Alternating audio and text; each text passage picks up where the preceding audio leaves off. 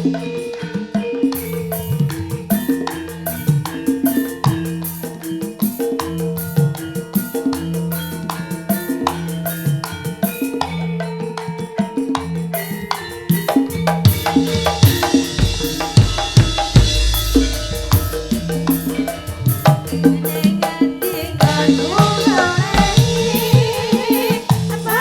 putih kepingin ketemu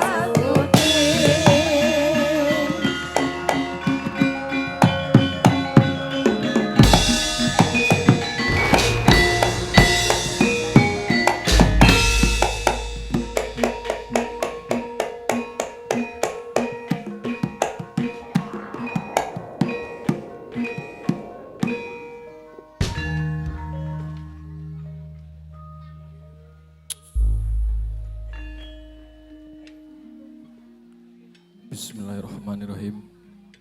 Allahumma sholli ala sayyidina wa maulana Muhammad.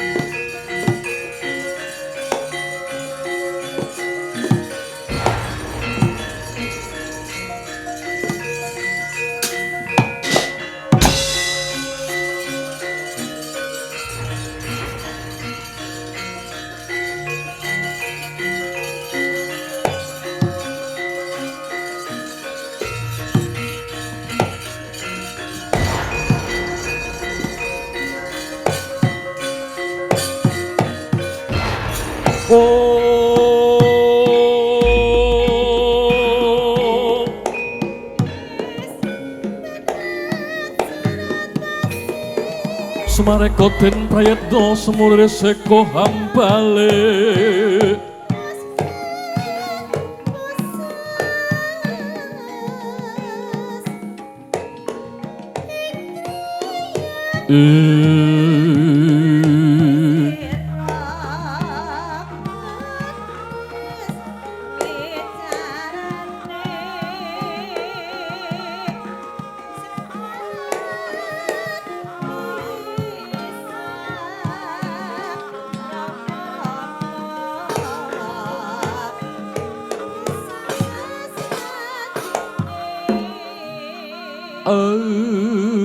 lai hembegegek ugek sadulita hemel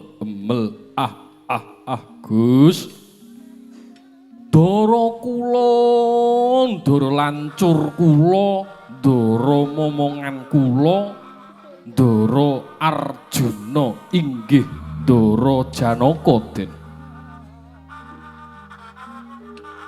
menawi Semar waspasaken saking jaiting netra mewah lekering wedana sajak beneh kalian adat saben Ndara Janaka menapa ndika Hanawu Sungkawa menapa nembe menggalihaken babakan menapa Den Kyai Semar Kyai Badranaya bingung sing dadi rasaku menggalihake kahanan kang dumadi ana ing negara Ngamarta ya ana ing negara Indraprasta. Bingung nalaripun kadosa pundi? Monggo Den, menawi wonten reruwet sami dipun udari sesarengan, menawi wonten pepeteng monggo dipun obori sesarengan Den. Semar minangka dados pamonging dika Ndara Arjuna miwah para kadang-kadang Pandhawa, mbok menawi tiyang sepuh saged paring kalidamar, mbok menawi tiyang sepuh saged tutur lan sembur Den.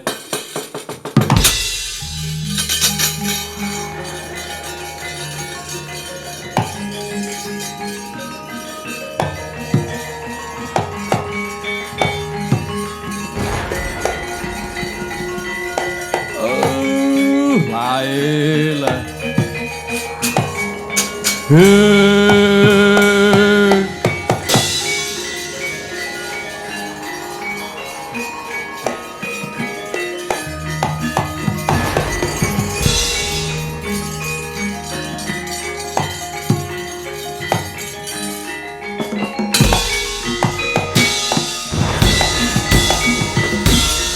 leng-lenging driya mangungkung kanduhan rimang lir sirna tanpa kanin yo tan tulusa sang sri wong menengko sang dyah utama wuwusnya sang Sri Narendra wuwusnya sang Sri Narendra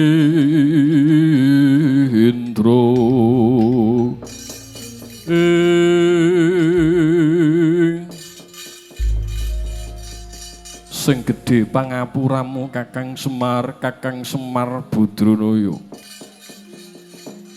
Mbok menawa klenggan sak mengko para kadang brata Pandha lagi ke Taman Dugita.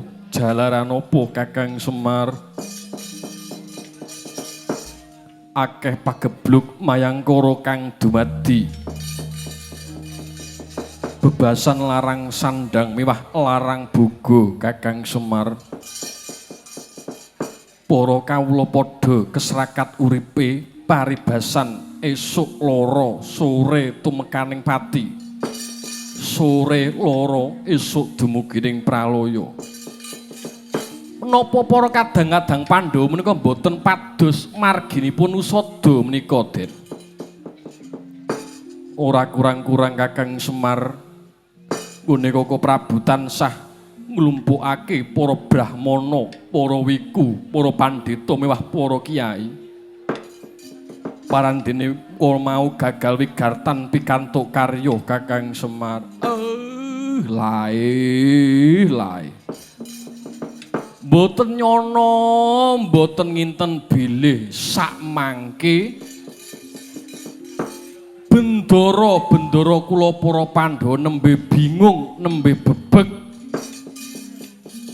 Awit menggalaken kahanan ingkang kados sengaten pagebluk mayangkara nggih Den. Dasar kapurnyata kaya mangkono Kakang Semar Badranaya. Banjur Janaka Arjuna kudu kepiye Kakang Semar? Maksih kelingan menapa mboten?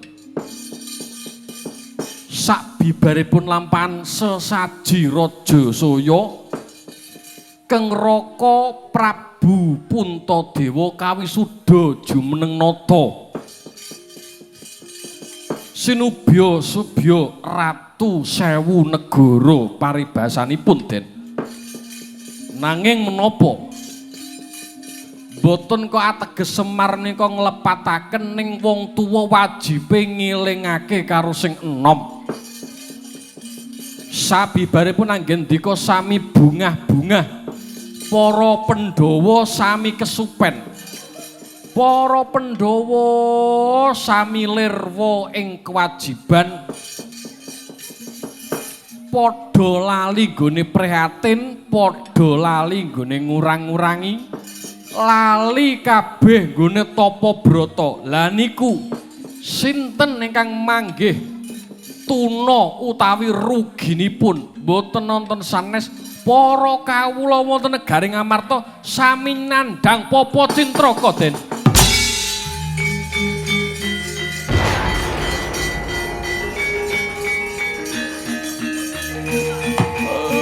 Lae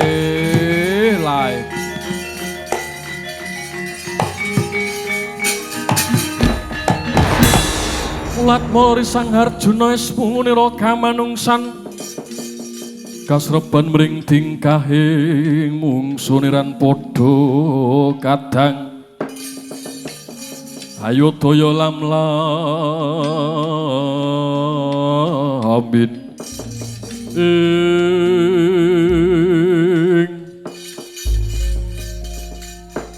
rumangsaku Janaka nggonku nyono ngarsane Gusti Kang Maha Wasesa ana ing dina anggara kasih Kakang Semar nggonku meminta ngarsane Gusti Kang Maha Kawasa kaya ana trontong-trontong sulaing pepadang kula percados bilih ndika Ndara Arjuna menika maksih trahing kusuma mewah rembesing madu Den. Dika miwah para kadang brata Pandhawa kedah tanggap ing sasmita. Bilih sakmangke dewa badhe ngandhapaken ponang wahyu katentreman Den.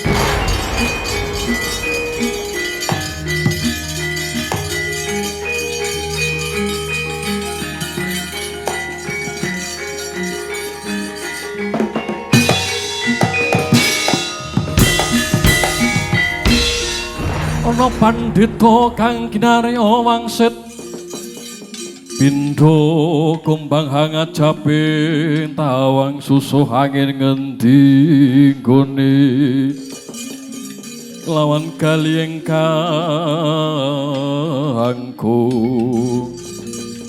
iku saknyatane gonjang seret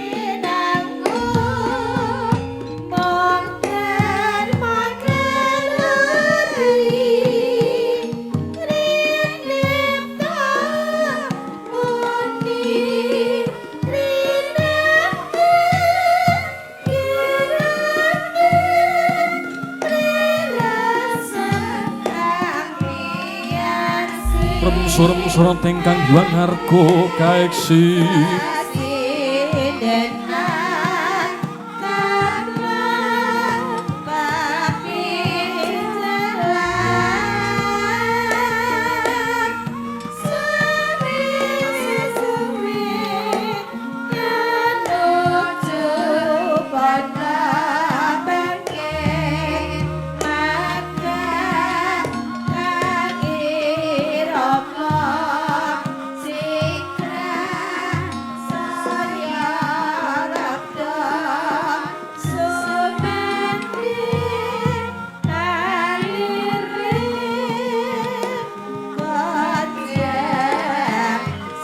Dan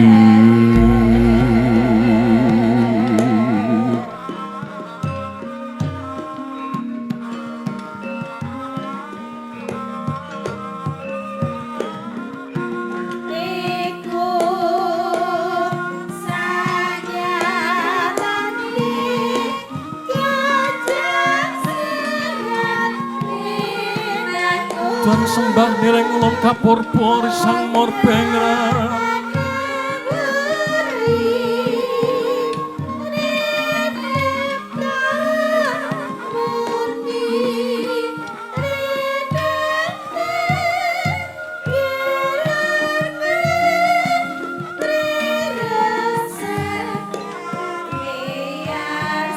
sahanan ingkang hiwang kanang sihing tasih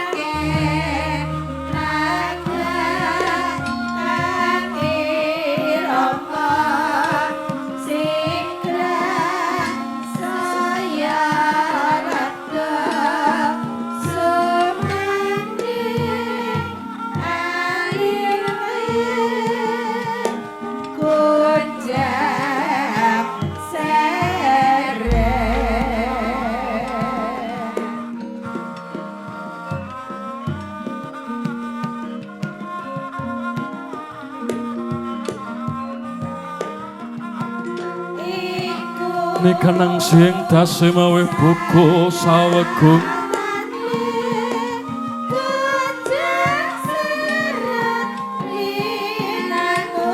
maksih ring dalahan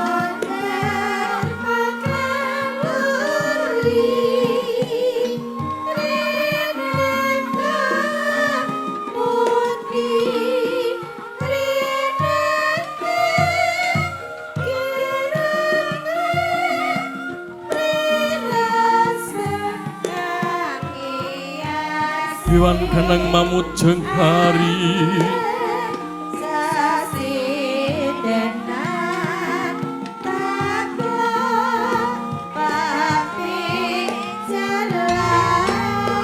saksat sekar sinuji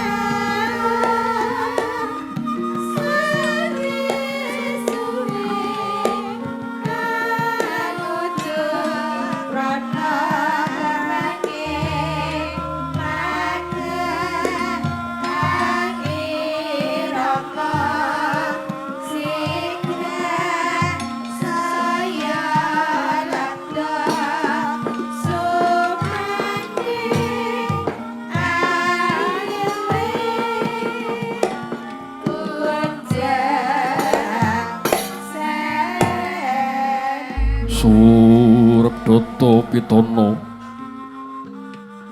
bebuka purwakaning kandha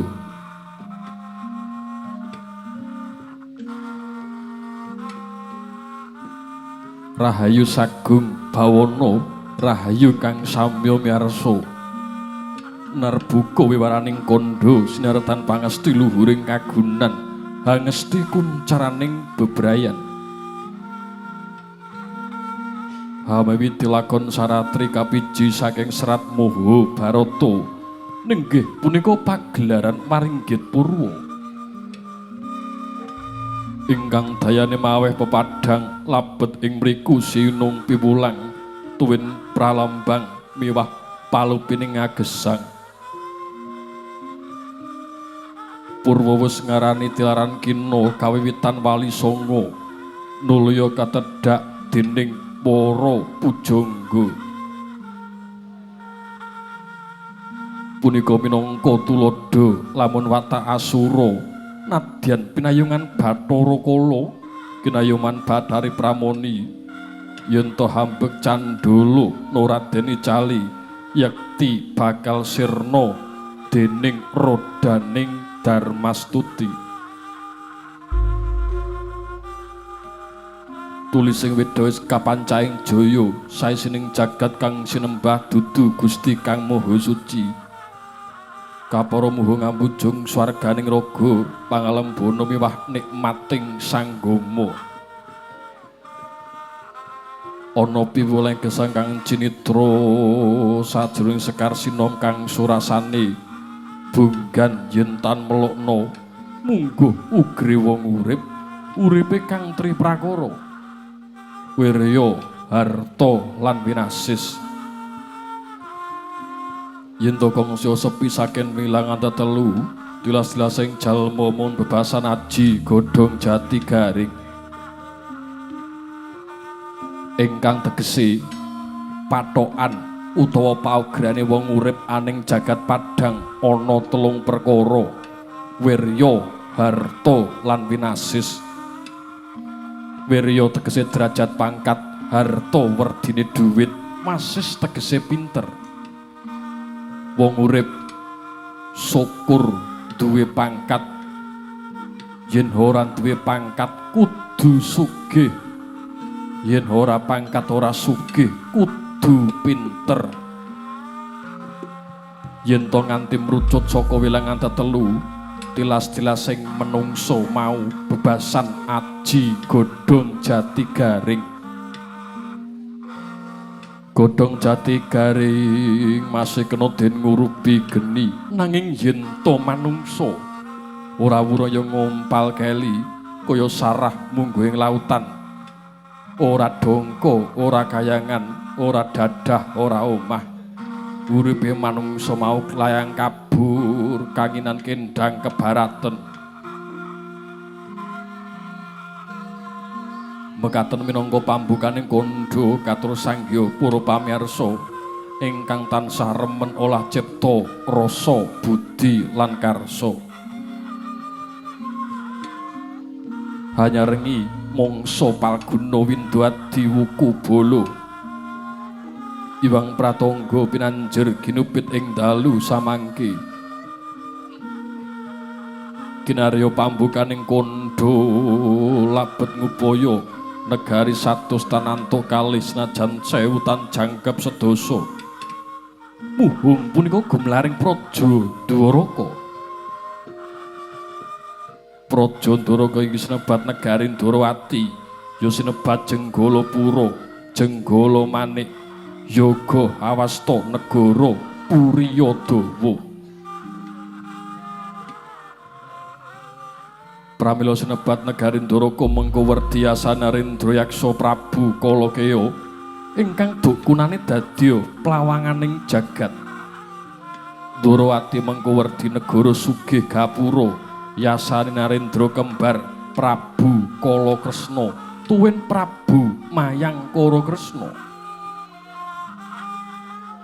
sinebat negari Jenggala Manik labet ingkang jumeneng nata sanestrah Dwarawati piyambak nanging punika Narendra Wisnu Pamungkas ingkang nelokaken Prabu Yuda Kala Kresna. Winastan Jenggala Pura Karna tilas kedhatoning yaksa winengku Narendra trahing Witaradya ingkang tinengeran sirnane Prabu Narasingha Singa Mulanjaya tuwin Ditya Kresna Denawa. Sinebat negari Puryadawa dados ramaning bangsa Yadawa.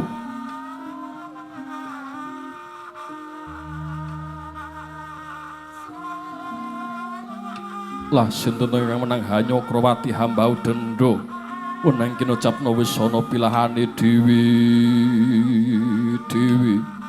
yen kethe pragosain buta praceka sadra kekasih pandhita peparap lamunta ratu wenang hajejuluk. Sinten to jejuluk sang katon? Nenggih jejuluk sang Prabu Sri Bathara Kresna Narayana Nayarana Danardana Janawardana.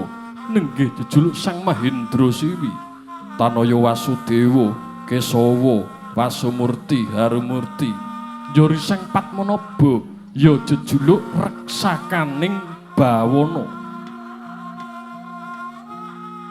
Narendra guna agung tengendak gunaning liyan dhuwur datan ngungkuli ngandhap datan ngasori tansah nindakaken bir budi bawa leksana lire ora ngembongake titah sawantah senadyanto keluarga yang garwa putra yekti handarbeni wujute kalepatan bakal kapidana manut satataning negara. Kosok baline senajan to hamung titrah sudra sampali nanging akeh gedhe labuh labete menyang negara Ndrawati yektine risang Buminata bakal hangganjar setimbang marang bobot miwah kadewasaning titah. Nalika semana negari Ndrawati karawan sangganing Purnayaka Praja para mantri bupatri ingkang tinengganan putra kinasih saking Parang Garuda nenggih kekasih Raden Haryasomba.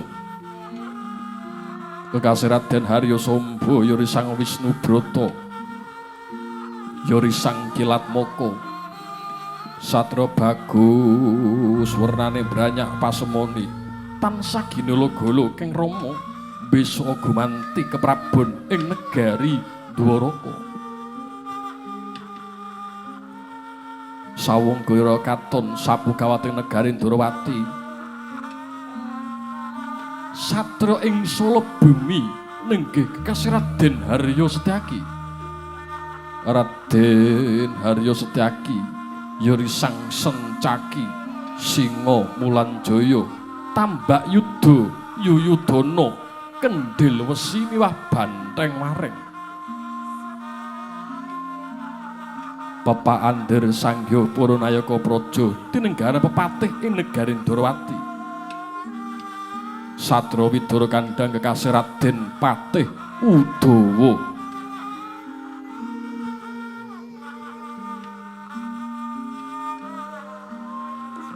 Nalika semono kagiat sanjroning panangkilan dupinampi rawuhira kadang werda mungguh risang Natadibya nenggih Narendra ing Mandura jejuluk Sang Maha Prabu Baladewa. Sang Prabu Baladewa Balarama Kusuma Walikita Yawasi Jaladara ya risang jejuluk Pangeran Sambernyawa. Kalamun dilot ing Mandurawa Narendra kekalih Prabu Sri Bathara Kresna miwah Prabu Baladewa panyayah Bathara Wisnu miwah Bathara Brahma ingkang hanglangkang jagat.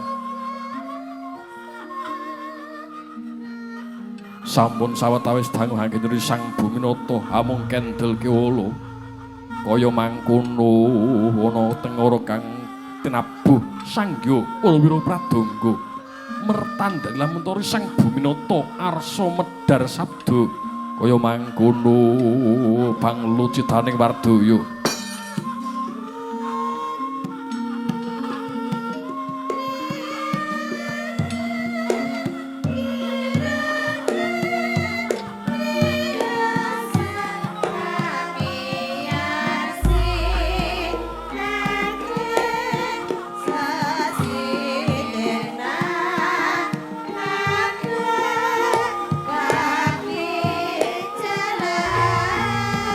namyang ingkang sasongko menyar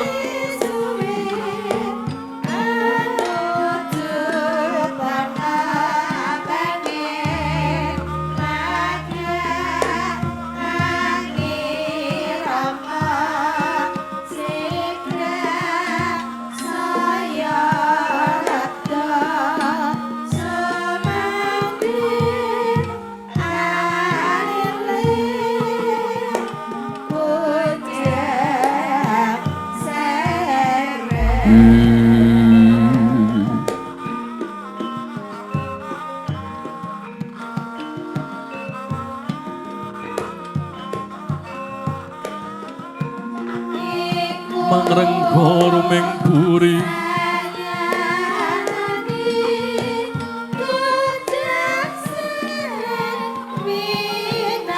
manggen tanpa sering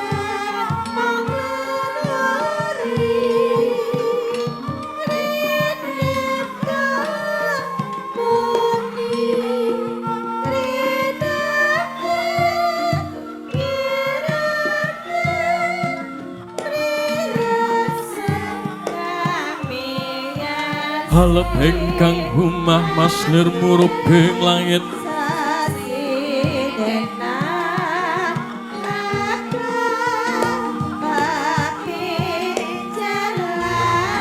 tekan sarwa manis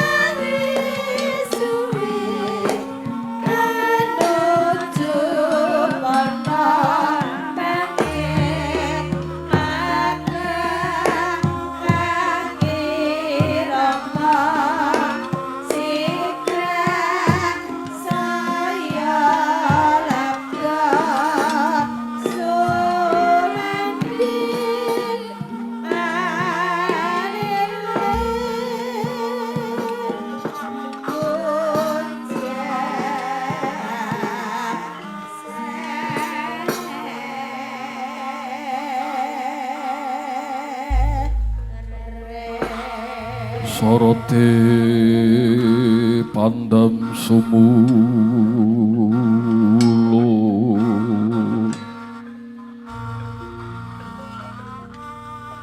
madangi jero pasarean jroning pasarean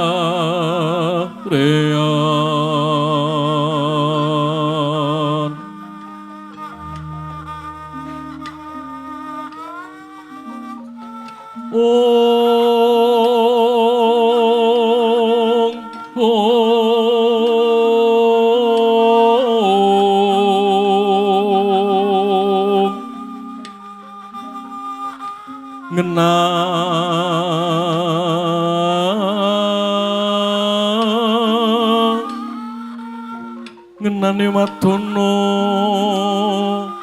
remuremu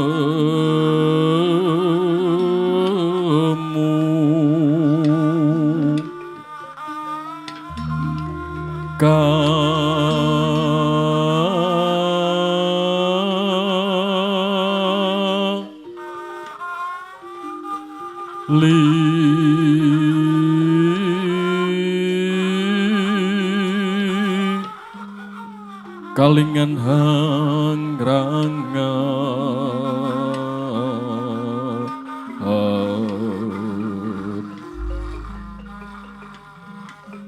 sang tiah manahengkung sumungkem guli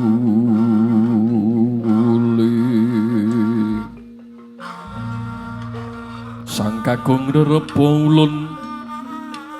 ulun tada runte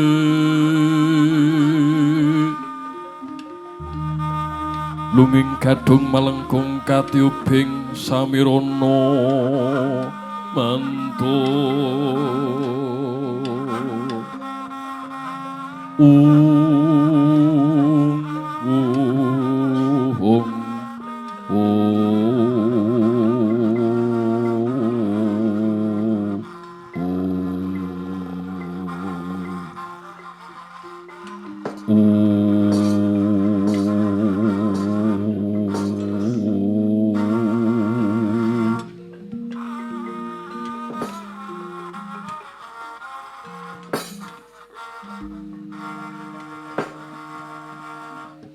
Indra pangrasa jagat mangestu koro.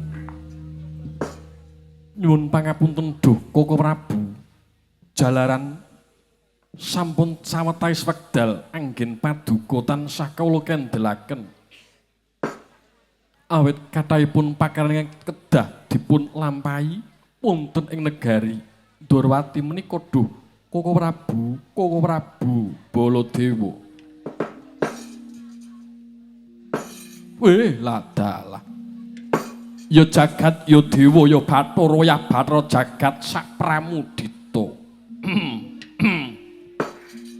Ora dadi boyo pangapa Yayi?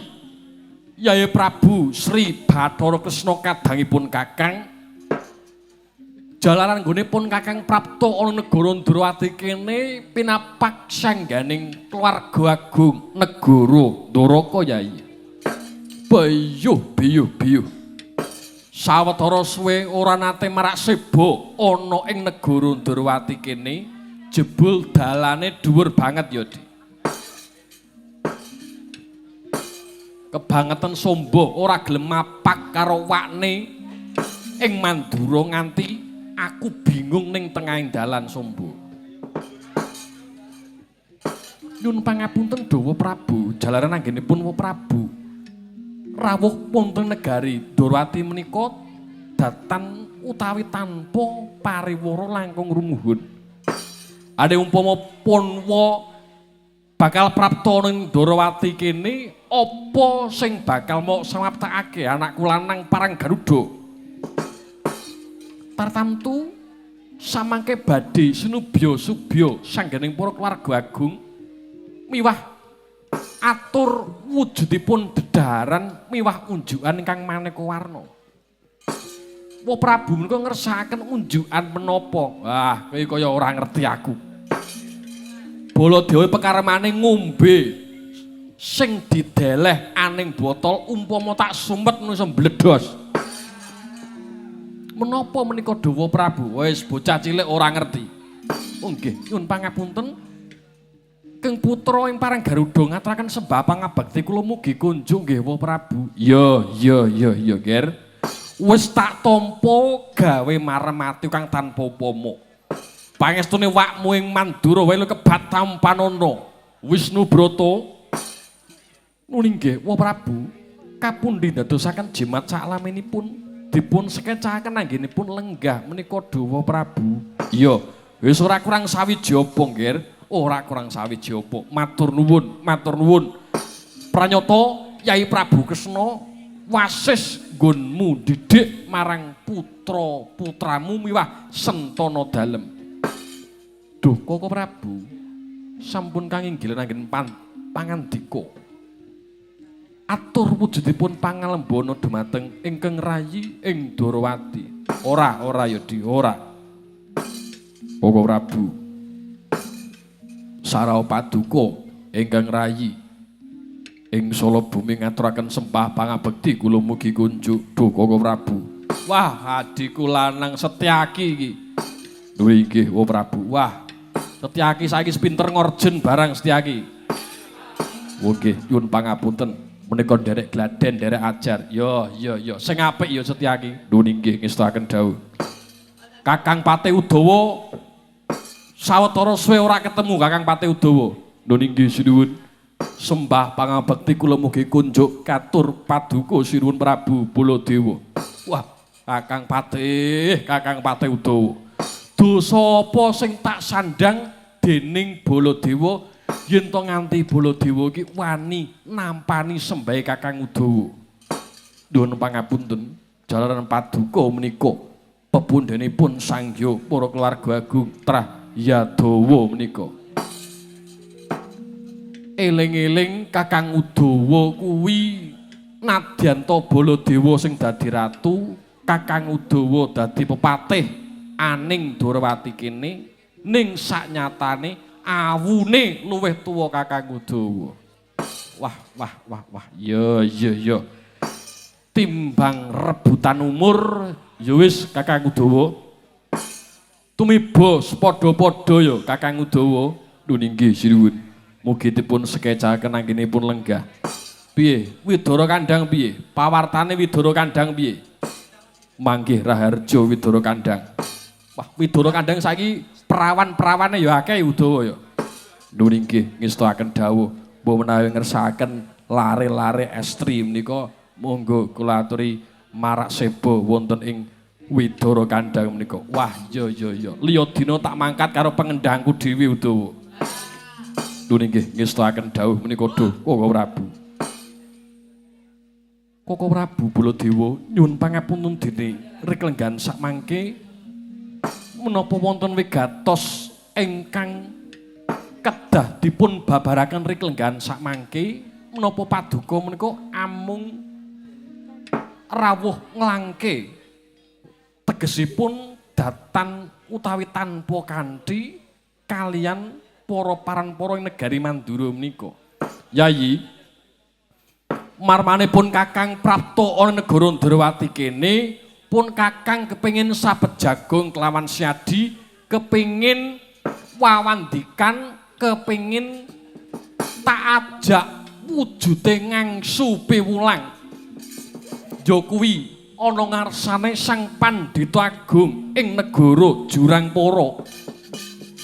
Jejuluk Sang Maharaja Laras Kandha Yai.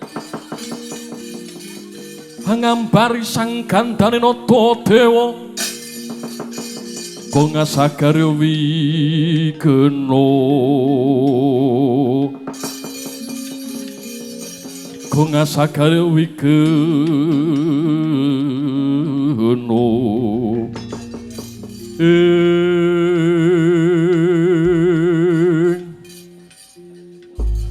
Prabu Laras Kandha menika Duh Koko Prabu. Iya bener. Punika Narendra ingkang mijil saking tlatah pundi Duh Koko Prabu? Nek ora kleru, nek ora sulap apa sing dadi paningalku, Prabu Laras Kandha kuwi mijil saka negara Jurangpara.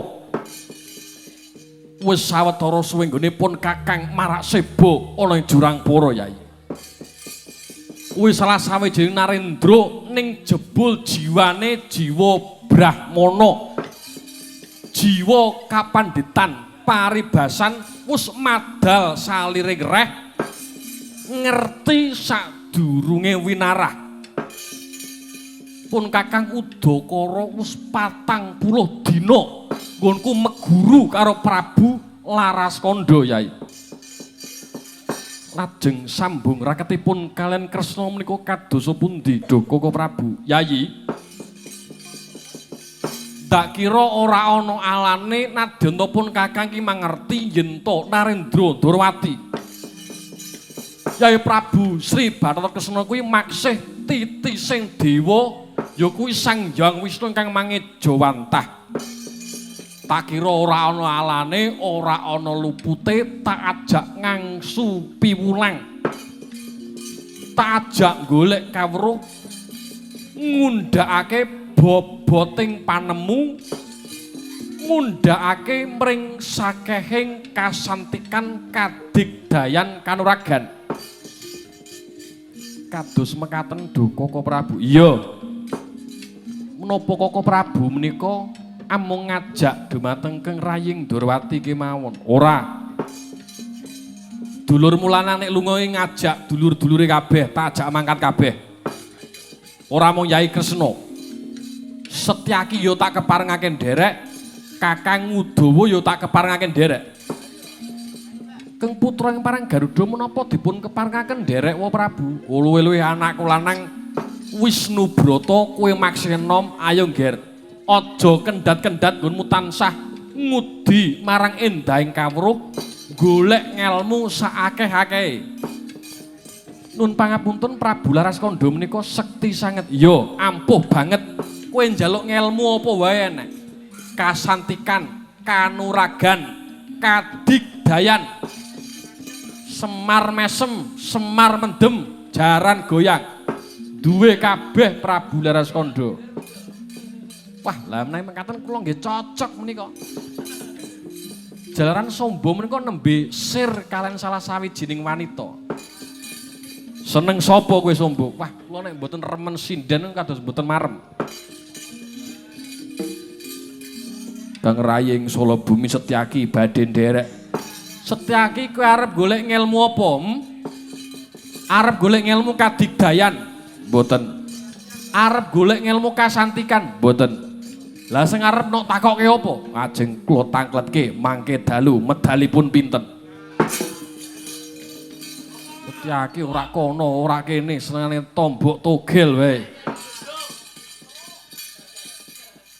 Yayi, aja nedak ngenteni kesuwen mumpung wektu maksih kapura sore apa siadi kersa ndak ajak meguru ana ngarsane Narendra Jurangpara Prabu Laraskandha. Duh, Koko Prabu. Samangke kula sarujuk, kula kepengin nambahi bobot miwah undhaking kawruh satemah andadosaken kuncaranipun negari Ndorowati menika. Ya, bener. Lho iki lho Samba tulaten. Bapakmu sing paribasane ngelmune ibarate sak kandhang koplak. Nanging maksih kepengin ngundhaki boboting kawruh. Luwih-luwih kowe sing maksih enom, aja pegat-pegat nggonmu sinau ya, Nger.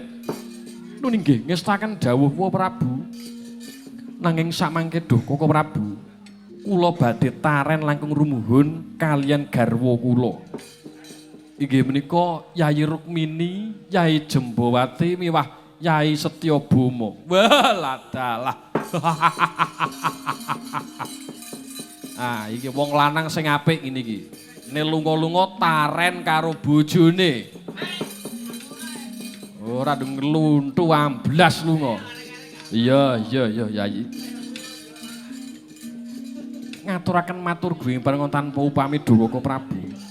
Sumangga kula ajak kembul Bujana Andrawina langkung rumuhun saderengipun budal menyang negari Jurangpara menika ngangsu kawruh wonten ngasanipun Sang Prabu Laraskandha. Wah, nek babagan kembul Bujana pun Kakang pinanggih wuri Yai sing baku siadi miwah para kadang Ndorowati. Kersa tajak meguru ana ngasane Sang Prabu Laraskandha. Yayi, ndak enteni sawetara ana ing alun-alun Praja Ndorowati, ndak enteni tekamu aja lali ngrasuk busana kang sarwa seta. Ayo masrahke raga menyang Prabu Laraskandha Bathara Kresna. Gresarta palwana dengran udresing karsaning sun.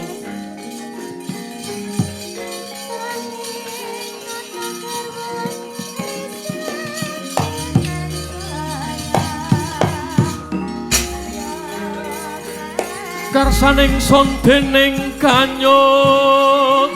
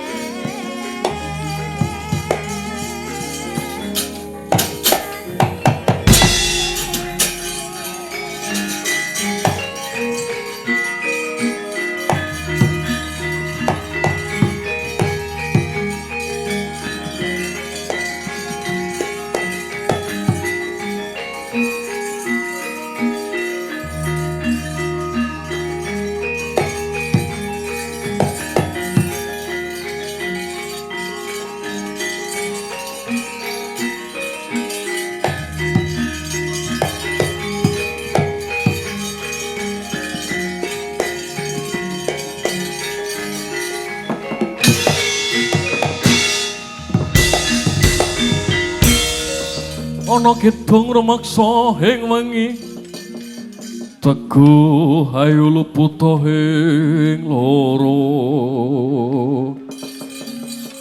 luputo bilahi kabeh oh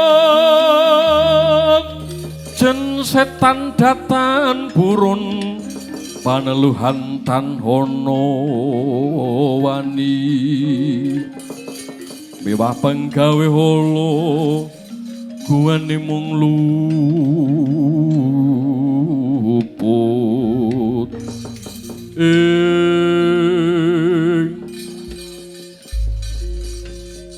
kaya kedodok jajaning sun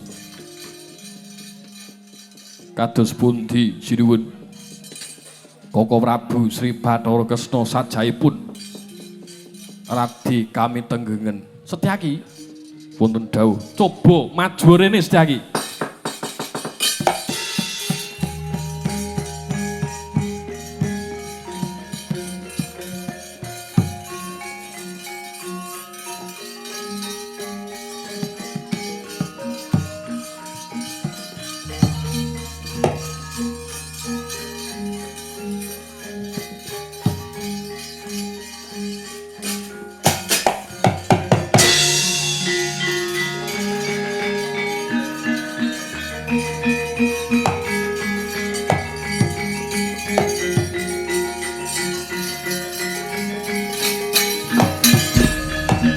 Gunjing langit kelop-kelop katon lirikin cange ngalis Sang mawe gandrung sabareng kadulu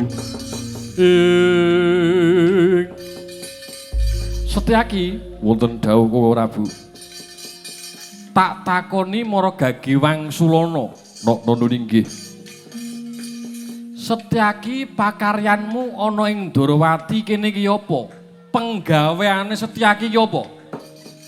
Kula menika dados sapukawat dados senopatinipun Paduka Sinuwun Prabu Sri Bathara Kresna. Sing dadi kewajibane Setyaki menawi wonten wujudipun payo-payo ingkang tumempuh Setyaki ingkang kedah ndadani kewu. Bagus. Kejaba kuwi manut sedaya reh perintahipun Paduka Koko Prabu Sri Bathara Kresna. Nek Kresna mlaku ngetan, Setyaki nderek ngetan. Nek Kresna mlaku ngulon, Setyaki nggih nderek ngilen. Saiki kowe tak kongkon ning aja kokean takon. Nalaripun kadosa pundi? Kowe tak kongkon ning aja kakean takon. Inggih. Kowe manut apa ora? Nggih, kula nderek. Setyaki wonten dawuh wis sawetara suwe Kresna ndarbeni pusaka iki pusaka keris sing sepuh banget lajeng keris iki ora enek warangkane ora enek wadahe lajeng warangkanipun menika wonten pundi warangkane iki ana jajane ana dadane Koko Prabu Baladewa tamakno mring dadane Baladewa lho aja kaken takon tampan ana mangkato ngestaken dawuh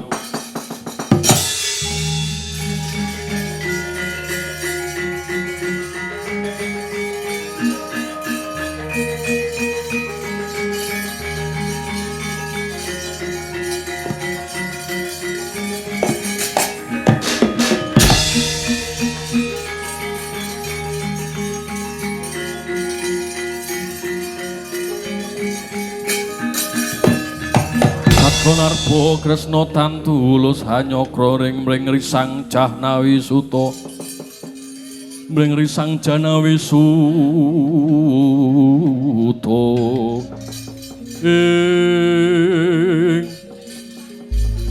ger anak kula nang Sumba wonten dawuh Kanjeng Rama Prabu Kakang Patih Udawa wonten dawuh sinuwun sajak sapa kae sing kledang-kledang prapta menyang negara Ndorowati kene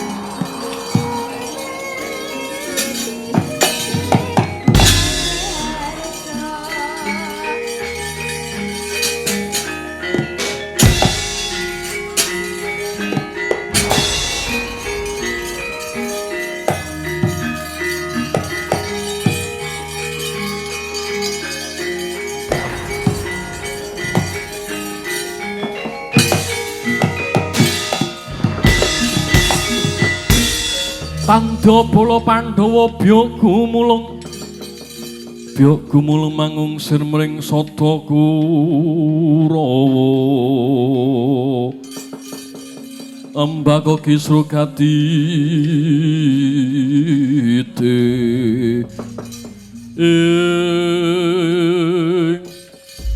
anakku lanang Gatotkaca iki nggih Wa Prabu Sri Bathara Kresna ingkang putra ing pringgondani kula pun Garekaca ngaturaken sembah pangabekti kula mugi kunjuk. Ya nggih.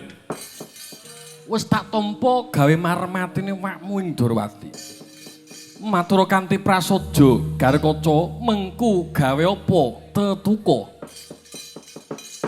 Wa Prabu waleh-waleh menapa kula menika dipun dinuta dening para pepundhen Pandhawa. Sakmangke kathah wujudipun pageblog mayangkara ingkang dumados ing negari Ngamarta menika ngantos Wa Prabu menika bingung penggalipun satemah ngutus kaliyan kula pun Garekaca supados amboyongi dumateng paduka Wa Prabu Sri Bathara Kresna kinarya rawuh wonten negari Ngamarta supados diajak rerembakan sesarengan amrih kados menapa anggenipun paran-para ngluwari penandhangipun sanggening para kawula. Nggih Gatotkaca wonten dawuh. Gatotkaca wonten dawuh Wa Prabu. Perkara babagan kuwi disigeg sawetara nggih jalaran rumangsaku bakal ana kedadian ora kepenak. Tututana pamanmu Setyaki. Lho nggih ngestakaken dawuh Wa Prabu kepareng kula nyuwun pamit. Amit madal pasilan nyuwun tambahing pangestu. Ati-ati aja kaya bocah cilik petuko.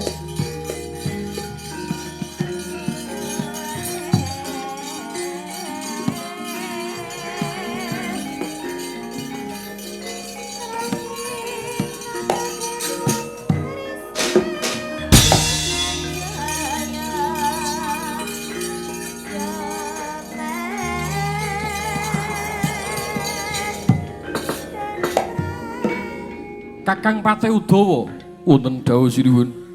Kakang Sulakang minangka dadi pepatih aning negara Durwati kene. Jaganen lan rumeksanen aja nganti ana gegreking banon miwah gulaking lamur. Yen to nganti ciliking negara Durwati bubrah gedene nganti kaprawasa dening sanggening mungsuh ana sak jabane rangkah Kakang Udawa kang bakal nampa tiban. Lho nggih menawi katen daya nyuwun tambahing pangestu sinuwun. Yo Kakang Udawa kene Kakang Udawa.